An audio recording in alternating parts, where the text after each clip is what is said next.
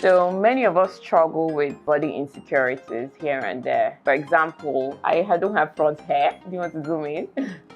My first pregnancy took most of my front hair, and then my baby girl finished everything up. I have dark elbows, a bit of dark knuckles, darker feet than the rest of my body. Asked my dad why, because I realized I got those genetic traits from him, especially to the dark elbows. You know, I didn't even realize it till one day I posted a picture. My friend Itomi sent me a DM to say, "Oh, Yemi, I have this product that could help you. Your knuckles are dark." But I have a problem with routine. Any beauty routine, I could be very enthusiastic for the first 3 days or 4 days, and then the next thing I'm not doing it again, you know. But I think that was where the first awareness came from. I was lucky to have parents who built in a lot of self-esteem or identity. My mom would say things like, "You're beautiful." My dad would call you ebony. So I wasn't aware of body insecurity. I just thought I was beautiful and I was perfect. I would probably not even do so much. But it was in my adult age when I started to mingle, started to be aware of certain things. And then after having my babies, I started to add a lot of weight. I started to struggle with losing the weight. Yeah, so a bit of all of those things is what caused that self-awareness. Many of us struggle with different body insecurities, and I think the most important thing is understanding the journey of self-acceptance, learning to love yourself despite body insecurities you feel that you have. Constantly focusing on my flaws was leading me to a place of insecurity that I did not like. It started to take a toll on my self-esteem, so I decided to remind myself about things I loved about my body, and also reminding myself about my own self-worth. But I think it's very important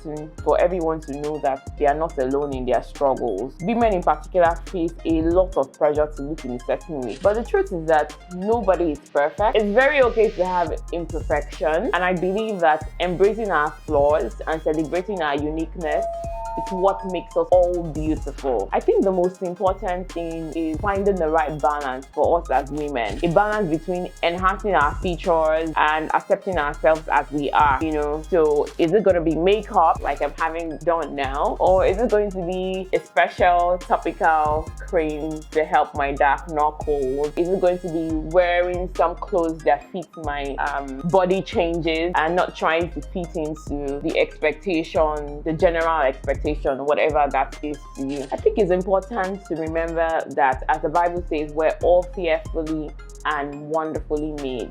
So it's a good time to embrace yourself. It's a good time to love up on yourself.